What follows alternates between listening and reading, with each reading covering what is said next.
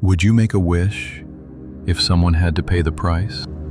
Be careful what you wish for. It was a cold, stormy night in a quiet part of England. The wind moved through the trees and rain hit the windows of a small house. Inside, a warm fire was burning. The White family was safe at home, far from the dark road outside. Mr. White sat by the fire with his son, Herbert. They were playing chess. Mrs. White watched them and smiled. Be careful, Father. You are going to lose again. Not this time. Who could that be on a night like this? It must be Sergeant Major Morris. He has just returned from India. Mr. White opened the door. A tall, strong man stood outside. His coat was wet and his face looked tired. Good evening, old friend. Morris, come in quickly. Morris sat near the fire and told them stories about India. Old temples, dangerous roads, and strange customs. Herbert listened with excitement. You must have seen amazing things. I saw many things. Some were amazing. Some I wish I had never seen. You once told me about a monkey's paw. Morris stopped smiling. Morris slowly took a small, dry paw from his coat pocket. Is that really from a monkey? Yes. An old holy man put a magic spell on it. Magic? 3 different men may each have 3 wishes. The family leaned closer, but Morris held the paw as if it were dangerous. And have the wishes come true? Yes, Then why don't you use it? I already did. I had my 3 wishes. His face became pale. Did someone else use it? The first man made his 3 wishes. I do not know the first 2, but his 3rd wish was for death. Fate controls our lives. We should not try to change it. Morris suddenly threw the paw into the fire. What are you doing? Let it burn. Mr. White quickly pulled it out. Throw it away. I am warning you. If you don't want it, I will keep it. Then keep it, but do not blame me for what happens. Maybe it will make us rich. After Morris left, the family stared at the strange paw. What could we wish for? I don't know. I already have everything I need. Then wish for £200. It will pay for the house. Herbert smiled, but Mr. White looked uncomfortable. He slowly raised the paw. I wish for £200. It moved.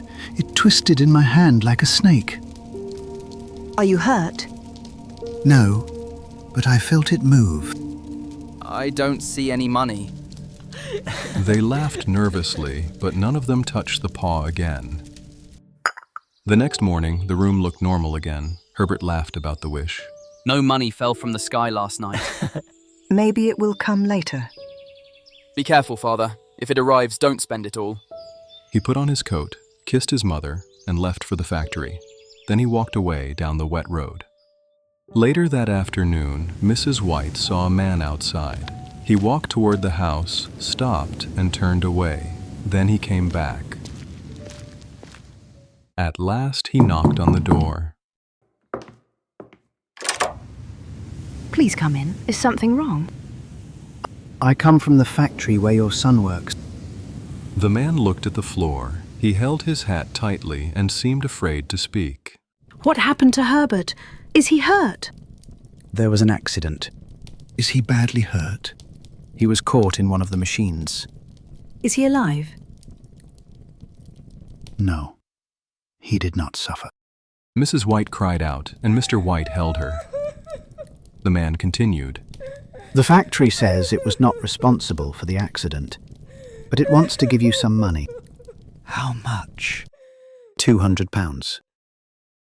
Mr. White stared at him. Then he fell back into his chair. Days passed. After Herbert's funeral, the house became very quiet. His chair was empty, and the family's laughter was gone. Mr. and Mrs. White did not speak about the paw. They had wanted money to make life easier. Now every pound reminded them of their son. One night, Mrs. White suddenly sat up in bed. The paw! Why didn't I think of it before? Think of what? The other wishes. We have had only one. No, Find it. Wish Herbert alive again. he has been dead for 10 days. You don't know what will come back. He is my son. Bring him back to me. Mrs. White pulled her husband downstairs and placed the paw in his hand. Wish? This is wrong. The first wish brought us a terrible accident. Wish. Mr. White closed his eyes, his hand trembled. I wish my son alive again. He dropped the paw. Is it done? Yes. They waited, but the house stayed silent. Several minutes passed. The candle burned low. Nothing happened. Come back to bed. Wait. Did you hear that? It was only a mouse. Herbert! It's Herbert! She ran toward the door, but Mr. White caught her arm. Don't open it. That is my son outside. Think. The cemetery is 2 miles away. He has been walking through the night. Let me go! Herbert, I'm coming! The knocks became harder. The door shook. Why are you afraid of your own son? Mrs. White pulled a chair to the door and tried to reach the high bolt. Mr. White fell to his knees and searched the dark floor. Where is it? Where is the paw? Hold on, Herbert! Mr. White searched under the table and across the rug. The knocking filled the house. Mrs. White's fingers touched the bolt. Just a moment! At last, Mr. White's hand closed around the small, dry paw. Mrs. White pushed the bolt upward. Mr. White raised the paw and whispered his third wish. His words were too quiet to hear. The knocking stopped. Herbert? There was no answer. She opened the door. Cold wind entered the house. The wet road was empty. There were no footsteps and no one outside. Mr. White stood beside his wife. Neither of them spoke. The paw lay silent on the floor. The road was empty. If you found the monkey's paw, would you make a wish or destroy it? Write your answer in the comments. Now, let's look at one useful grammar point from the story. Mr. White made one terrible mistake. He used the monkey's paw. But what was the better choice? Let's learn how to talk about past mistakes. We use should have when we believe something was the right thing to do in the past, but it didn't happen. The structure is should have plus past participle. Example: Mr. White should have listened to Morris, but he didn't listen. Listening was the better choice. We use shouldn't have for something that was a bad idea in the past. The structure is shouldn't have plus past participle. Mr. White used the monkey's paw. That was a terrible mistake. So we can say, Mr. White shouldn't have used the paw. Morris threw the paw into the fire, but Mr. White took it out. What should he have done? He should have left the paw in the fire. Now choose the correct sentence. A.